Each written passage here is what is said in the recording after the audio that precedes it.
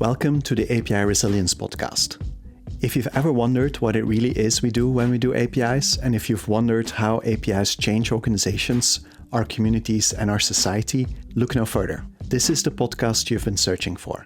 I'm Kristof von Tomme, and together with my co-host Marc Burgauer and our guests, we explore how deliberate complexity, social practice theory, and a deeper understanding of social technical systems can transform our organizations and the world we live in. Welcome to the third Deliberate Complexity episode, in which we continue with our first guest, Matthew Reinbold, a thought leader from the API space. Matthew works for the Concentrix Catalyst API Practice group, a consultancy that provides services to companies worldwide on how they can grow and mature healthy, sustainable API programs. Matthew is a digital engagement lead specializing in API governance, social technical systems, and API program design. He also writes the weekly API newsletter, Net API Notes. We've split this interview over 2 episodes. In our first episode, we talked about the basics of complexity and discussed with Matthew how he's been using his insights in complexity to help API programs become more successful. In this episode, we talk amongst others about the difference between a consistent and a coherent API design and how to achieve coherence in a siloed organization. Okay, maybe let's segue into a different topic. And you started actually talking about it already a little bit with your quality controller coming in and having a slightly different agenda to what the team is trying to achieve that they're interacting with. So one of your blog posts that fascinated me was you wrote about governance based on a talk that you gave. And so everybody has experienced this. You talk to governance people and they will tell you about how governance is supposed to be enabling and supporting, etc. And then you talk to the people who have to comply with governance and they just see it as restrictive and making the spaces smaller in which they can operate it, etc. So complexity, science would basically say, okay, but this is because there's 2 types of constraints. Well, there's more types, but there's 2 classical type of constraints we experience in this field, so complexity time talks about governing constraints, which are there to stabilize the system, and then we have enabling constraints, which are allowed as opposed to enable novelty and innovation and emergence, etc. And they constantly have to be balanced within an organization. So you said there in that blog post something about API as a strategy to deal with change. And so in the play with governance, how does that work? So what is the interaction between using APIs? So first of all, what is API as a strategy for change? What is the thought behind this? And then what is the role of governance to make that happen rather than to kill it off? Okay.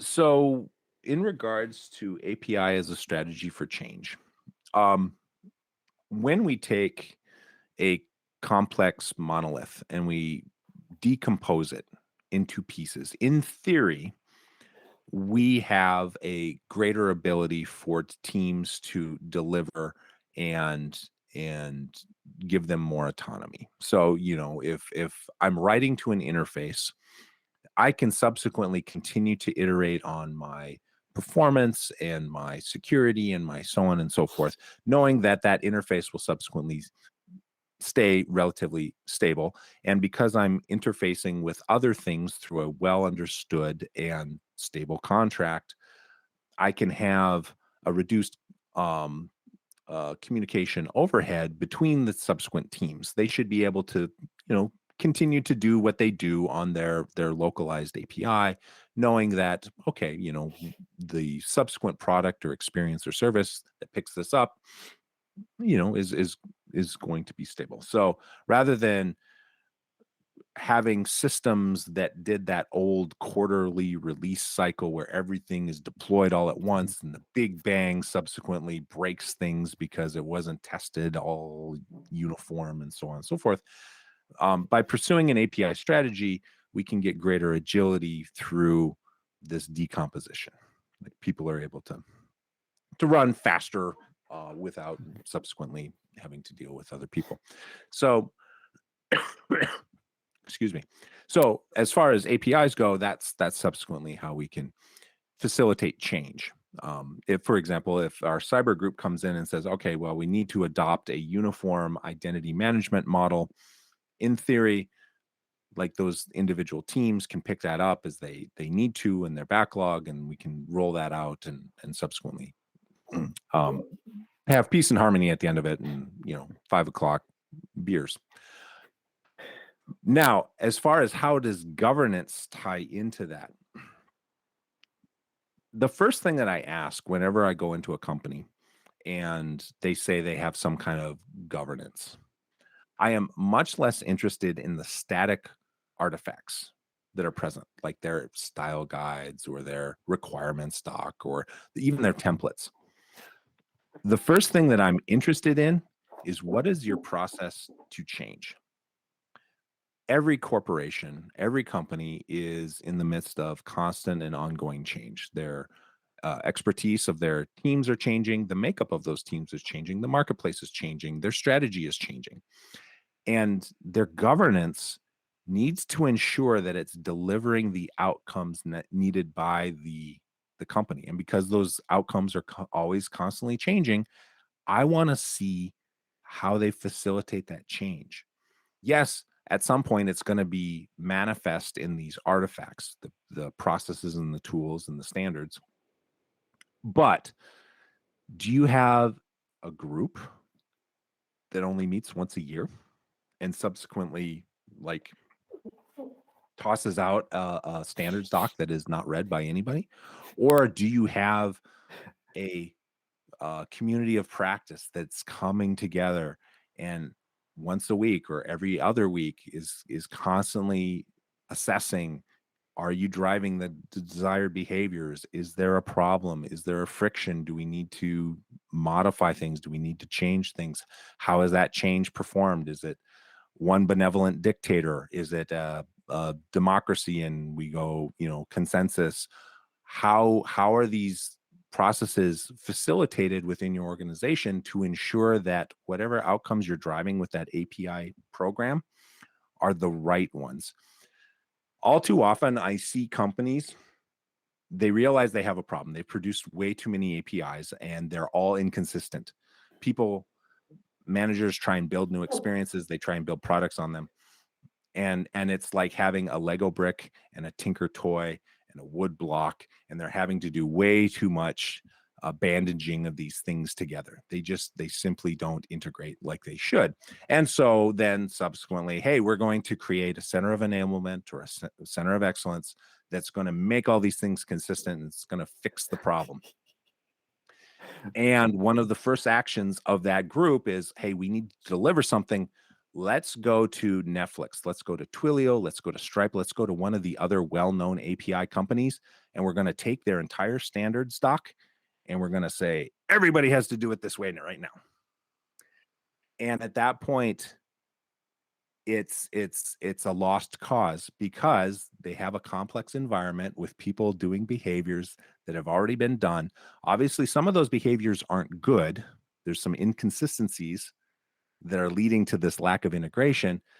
But by borrowing somebody else's artifact that was created in a completely different context, and by requiring all of it at once, what you've most likely led to happen, even among people that are highly motivated and want to do a best faith effort, they're going to look at that and they're going to be like, yeah, cool, bro. That's not for me. And so one of the things that I really emphasize when going into these environments and talking with governance, like one I talked about, like, show me your change process. Like even before we talk about the individual artifacts and the standards, how do you change? Because you're going to have to change. You're going to learn new stuff. You're going to have to change. And two, let's start with the most impactful single thing that we need to drive better behaviors. In one particular organization, that was health routes. They didn't have health routes for their APIs. And so subsequently, they had no awareness of the operational health at the most simple level of whether things were up or down. So before we adopt Netflix's API standards, let's just start with everybody needs to have a health route. If you are going to have an internally consumable API, you have to have a subsequent health route that we're going to monitor and we're going to put on a dashboard. Okay, so how do we make that real? What is our process for ratifying that? What is our language? Are we going to capture that in an architectural decision record? Are we going to communicate that out? How are we going to grandfather the stuff that's already out there? So even with that one simple, seemingly inconsequential thing, we're already having to like find all this nuance and understand, like, how do we make this real? And what I often tell folks is do that for the uncontroversial stuff first, because you're going to have a ton of stuff you need to figure out. Your communication plan, your enforcement plan, your reporting plan, all of that needs to be included. But you got to do it for the uncontroversial stuff, because when you do get into the weeds on contentious stuff, that's not when you want to be figuring out how you're going to roll that change out or how you're going to grandfather the existing stuff. So that's a very long-winded answer, but APIs enable change within organizations, but they have to be accompanied by a governance group that is enabling change and reacting to the environment and driving the desired behaviors. If that governance group is static, that's when you start getting into that bureaucratic top-down weirdness of, well, what do you mean I need to do these 7 odd things and at the end I need to sacrifice a virginal chicken? Like, this makes no sense. How is this related to the outcomes I'm trying to drive right now? I totally agree with what you say. So the curiosity that I have is, so in my experience, traditional government bodies within organization are not equipped to do this, mostly because they're actually too small. So as I listened to you, what I heard you saying is actually there need to be a fair amount of conversation going on. The bigger the organization, the more fragmented that conversation might become. So I experienced one positive example in my consulting time. And essentially what we did there was we turned the problem around. So traditionally your model is you have a governance group, they have some quality standards that they're governing, and everybody has to come to them, so they become the bottleneck. That's how you end up with your quarterly releases, basically, because that's the capacity they have to consume the tests, etc., that they need. And so the way we turned it around was, well, what you learn is that the teams that have to jump through these governance hoops, they actually start to develop expertise about the governance standards, etc. So you actually have people within these teams that are governance experts, they're just not recognized as that. So what we did was we turned it around and said, okay, they become part of the governance group in a sense of how are we driving change from a governance perspective. So we have conversations with these experts and let them consult on how could we embed the next quality improvement, etc. So governance becomes a service, almost like you have a service design or UX or etc. that teams can consume. And you use these expertises that already exist in your organization to create the capacity to do that. So you start recognizing and acknowledging people's expertise, which previously, so these were often BAs or technical architects or etc., and they were not recognized for governance expertise. So you just turn this around. But first of all, this can be a very lengthy process. So took a couple of years in that organization. And then secondly, also when there was a little restructuring of that organization, the relevant people to keep it alive were removed and it died. So very fragile. So do you have any experience where this is done well and how it has been made sustainable? Right. So like what you're talking about is very much the concept of, rather than having power over the governance group, having power over people, you're talking about power with or power to. And in the organization, one of the examples within Capital One is we only really got traction is when our governance group stopped being power over and started being power with the lines of business that we were talking with. And we had the exact same issues. Turnover among these federated individuals who were more than happy to help us out and work with us and recognized it as part of their job function, they'd leave for other companies, or they'd get a different role or opportunity, and then therefore we had to go find somebody else. And so for us, it was absolutely instrumental that at the same time we're revisiting our standards and our processes and making sure that they were aligned with outcomes. We were also grooming and raising our next generation of federated folks. So it was a self-replicating type of activity. So we didn't have a single point of failure in the, for example, financial services line of business when that one person left.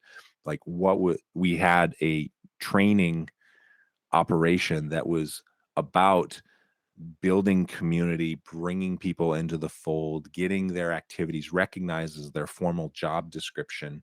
It wasn't just side of desk work, formal job description, making sure that we had the performance reporting back to their managers, letting their managers know and their peers know how effective they were. Within any company, there's currency that can be expended.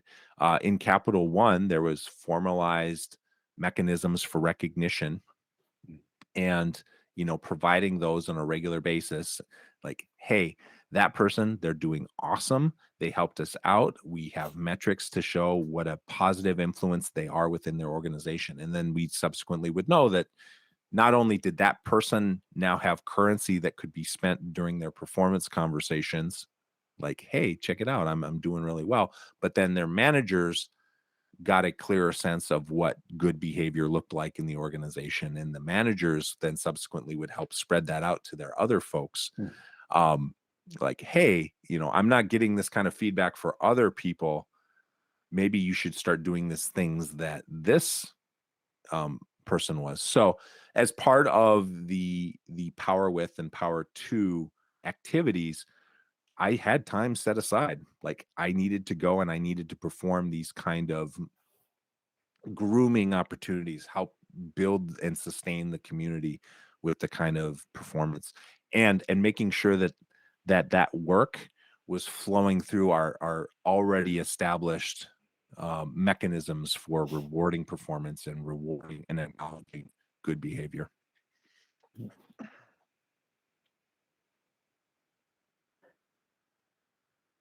Okay, so I want it's a little bit of a segue, but it's a continuation of this topic, because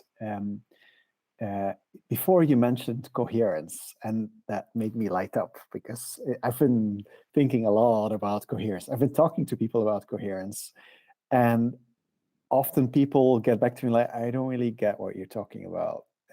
So I would love to hear your definition of coherence, and then immediately connected to that, what are the methods for creating that we can help to create coherence? Like, we've already talked about governance as one tool for helping coherence to emerge, but do you know about other things, other aspects that could be used to help facilitate coherence? Right. So I have a blog post from a while ago where I explained coherence with salt and pepper shakers. So there's two concepts. There's consistency and there's coherence of an interface design. And so I had a picture of a salt and pepper shaker where perhaps you had a salt shaker and a pepper grinder. And I said, okay, in this example, you have an inconsistent interface for how you apply these things. There is coherence. You still are applying salt and pepper on your food to season to taste, but there's an inconsistency with the actual implementation of these things. And then I then presented there's spray on salt, I guess, for people that really want that beach smell. It is a product, it does exist, but then there was also pepper spray. So showing these two, the picture of these two things, I was like, okay, the interface is now consistent. They're both sprays, but you have an incoherent usage. You do not want to use the salt spray and the pepper spray together. That is not a good experience. So it's a simplistic analogy, but that's how I explain the difference between consistency and cohesion. Cohesion goes back to, you could have inconsistent interfaces, the salt shaker and the pepper grinder, but they're still cohesive because you use them together to achieve something. So going to the next part of your question about like, what are other ways of doing it? Obviously, I'm a big believer in governance because that's what I help implement within companies. But I also think there's a fair number of companies that lack a clear vision for what they're trying to accomplish in their companies. When it comes to their digital transformation and digital efforts, they perhaps have the equivalent of an airport advertising campaign. Let's all be digital, because that's kind of in the air and they know that that's something they should be doing. But what does that practically mean to teams, to people in the trenches? Like, they don't know. I oftentimes will press this point with people. Are we talking about digitization? Or are we talking about digital transformation? And if I see those blank looks, I'm very quick to explain, well, digitization is doing what you're already doing more efficiently through the use of software. Like, completely valid. Lots of people are doing that. Good for you. But when we talk about transformation, what we're talking about is new ways of delivering value. So if I go into a company and they're dead set on transformation, but they haven't changed their business structure, they haven't changed their people, they haven't changed their processes, now I'm skeptical. Now I'm like, okay, something is not going to work. You're keeping everything the same, but expecting a different result. We have a problem here. We have a mismatch. So the vision setting, the statements, the articulation of what that is, and then connecting it to the actual job functions of the people. Like, for me, that's another area where it's lacking a lot of times. We need to have a North Star, we need to have vision, but then we need to go to the next step level, and everybody needs to understand how their job then connects to delivery on that vision. And then just general communication. The result of a lot of this activity, we talked about APIs and how, you set aside these boundaries and then people can be autonomous within the boundaries, and that allows them to deliver a lot of work. Well, then subsequently, like, we still need that coordinating function. And in some organizations, you have a very strong product org that is able to reach across and put Humpty Dumpty's pieces back together again. That's awesome. Sometimes that's a really capable engineering manager who can look across that environment and recognize how these things need to roll up into the value generating proposition for the company. Sometimes there still are enterprise architects who can see that larger picture.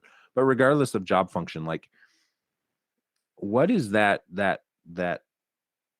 thing that provides the alignment and the cohesion between the pieces being created? Who is monitoring all of these things and breaking down the silos?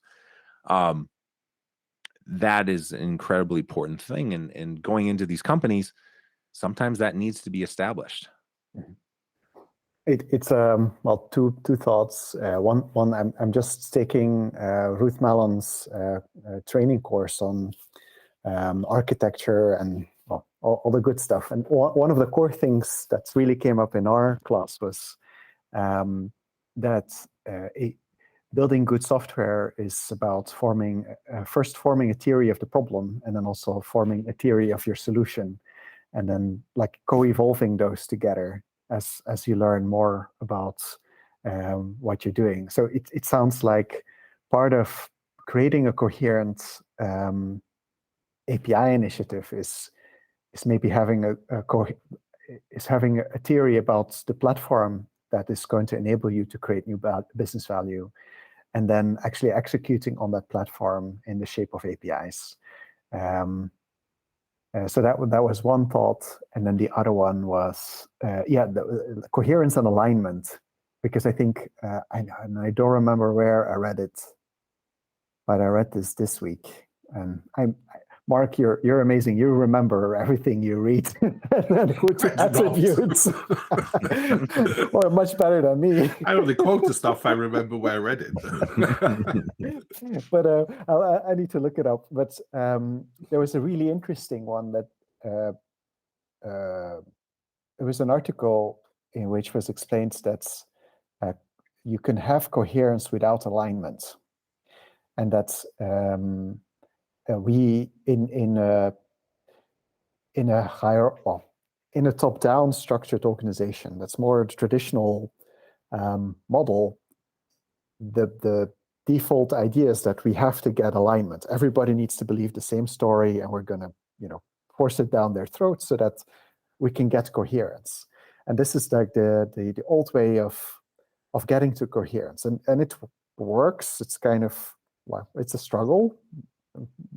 Maybe it doesn't work, but there's another way which is a lot more like jazz music, where you get coherence by doing a lot of the things that you were describing, which is basically tending to the humans and making sure that they start believing similar stories, they start having identities that are congruent with each other, so that they can actually act in unison and have a coherent platform that comes out at the end.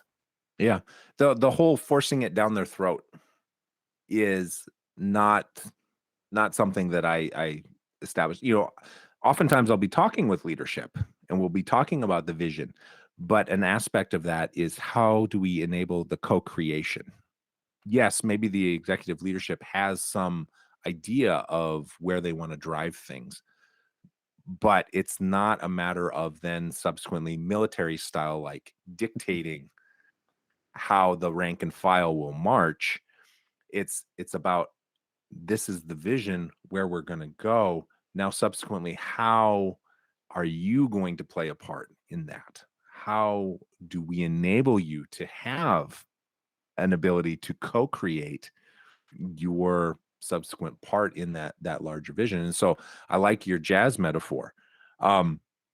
There's no single piece of sheet music that is dictating exactly how people are going to perform in that environment, but there's still somebody who takes the initiative, whether that's the percussion or the lead, saxophone or something like that. There is still somebody that sets the mood and the tenor and the tempo, and then subsequently then people then participate within that invisible structure, that invisible network.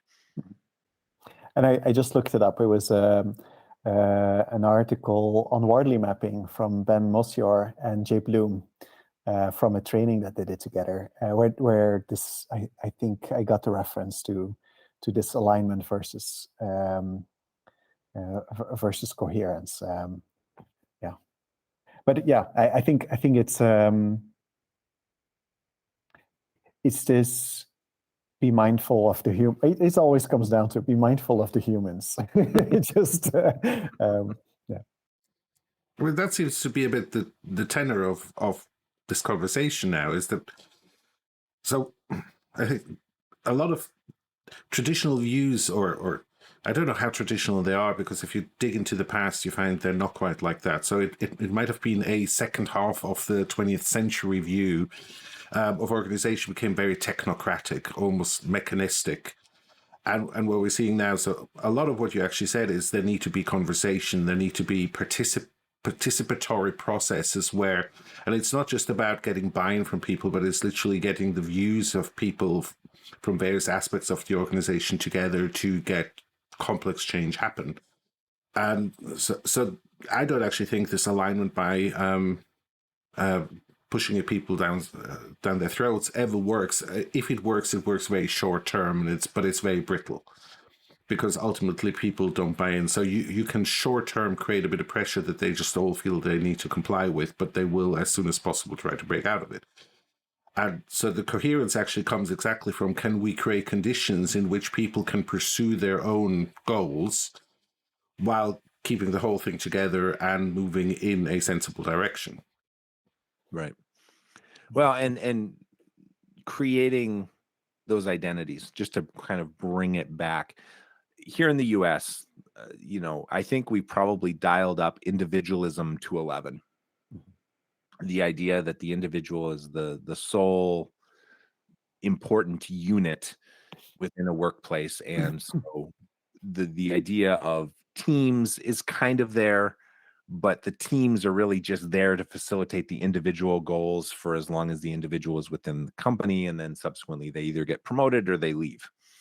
I think in the US, the one thing that we do need to do a much better job about is creating that sense of we rather than the sense of I. And when I look at my European counterparts, I see that there's not this this need. People understand that there is value in a group dynamic, and that they are, there's much more to a team than just who you report to. But in the US, I think we need to recapture some of that. We have way too many lone cowboys, and they're almost always cowboys, very few cowgirls, unfortunately. We need to change that script as well. Way too many lone guns for hire, and subsequently then we don't have the opportunity to create this larger identity that's trying to fulfill a purpose. It's all about, what do I get out of it? And then if I don't get it, what I'm looking for, I'm out of here in 8 to 16 months. And that is with the speed up of this churn in organizations, this is getting harder and harder, because I've seen organizations where the longest tenure in the team was 2 years, and I'm like, what do you mean? After 1 year, you're finally starting to become productive. So by the time you're leaving, so yeah. There's even philosophies now propagated that you should dissolve a team every 2 years. But that's what I mean. If you go and dig into management theories and so from, let's say, the first half part of the 20th century, then I think, again, that's a pendulum. So between individualism and the collectivism. And it's interesting that you say the Europeans are better than the Americans, because, okay, at least in the UK, what I see is suddenly all this drive to, talent. So they want the lone guns to solve all the problems. And the idea of teams seems suddenly less attractive. That might be less the case on, I don't know, Belgium, Germany, etc. But in the UK, they're looking across the pond and say, what has made American companies so successful, and try to imitate that. They believe it's individualism. But if you look at management history, so to speak, that seems to be a pendulum where we're going back and forth between believing in geniuses and talent that come and solve our problem, and then going back to, no, it's actually teams that make change happen and innovation. And that's interesting to see where it swings. Yeah, I certainly hope it is a pendulum, and we are moving back toward an idea that the sum is greater than the parts. I've seen effective teams, and I do know, I was talking about that model earlier about, teams being broken up, and now suddenly the parts are not as effective as they were before. I in my head, I want to be on a team that is productive and has an identity of how they're delivering things, and that, I feel like it's a force multiplier for my impact and my work and my relevance for the most productive hours that I have every day. I certainly hope that the whole idea that, we're going to have all these genius individuals, and they may be jerks, but they're very productive jerks for the 9 months that they're here. I hope that is a interesting footnote in our development history, because ultimately the most rewarding times that I can think of wasn't about the individual pieces of work. It wasn't about the bullet point that I could put on LinkedIn. It was about the team that I worked with and my fond memories for what we were able to accomplish. So I sincerely hope that that's the future of work and not the anything else. I think that if you're embracing neurodiversity as an organization, or diversity in general, you need time. Like to make diversity jam together or jazz together. And I just looked it up, and the jazz reference came from Sonja Blicknout. She had an article about coherence as jazz. But if you want, like, you can't drop a classic musician and drop them into a team, into a jazz team, and hope that they're going to be able to perform. They don't have the context. They don't understand. I don't know if you can have jazz musicians just popping into each other's shows. I think they probably need some time together just to get used to how they're doing things. So yeah, I also hope so.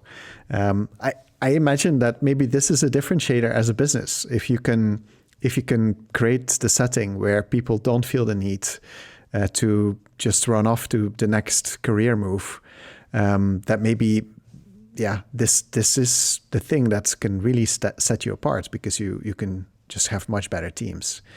Yeah. Well, we're talking about emergent properties between people, where you have individuals, and that emergence doesn't just naturally happen. You can't shake your finger at somebody and say, okay, now show me some emergence. Like, Yes. And especially your point about diversity is spot on. The reason that people are diverse is because they have different experiences, different backgrounds, different predilections, different preferences. Like, it will take some time for individuals to figure out, how do we interface with each other? Mhm. How do we, when he's, going back to the jazz metaphor, when he goes on a run, that's going to give me an opportunity in 2 bars to then subsequently come in and do my thing. Mhm. Like, it takes time to get that kind of familiarity and know how you can work with each other. So, I'm still figuring out what are the formalized methods or activities, or, like, it's more than a trust fall. We all know that, but what are those ways that we can get people comfortable creating that shared identity, creating that group sense, and creating that ability for emergence to then subsequently start coming to the fore? Well, if you find it, you need to come back and tell us. I believe that APIs are kind of like the nerve system for multicellular organisms. And this is like a new layer of decoupled meaning creation, or, well, this coherence thing is about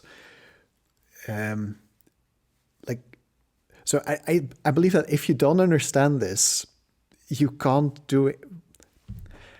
Well, your ability to be successful at APIs will be limited, because you don't understand that you need to be looking for coherence, like it's not just about building products, because that's the other thing. People are like, oh yeah, your API should be a product. Okay, great, but that's an outward facing thing.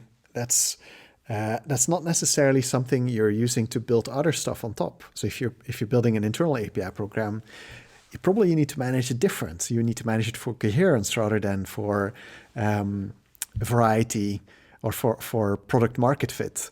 And yeah, and there's a.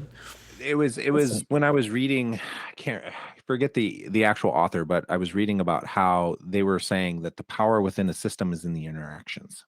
Mhm. And for me, I had 2 thoughts. It was immediately APIs Mhm. are the place where those interactions are happening. But then the second thought was, oh my gosh, it's the interactions between the people as well.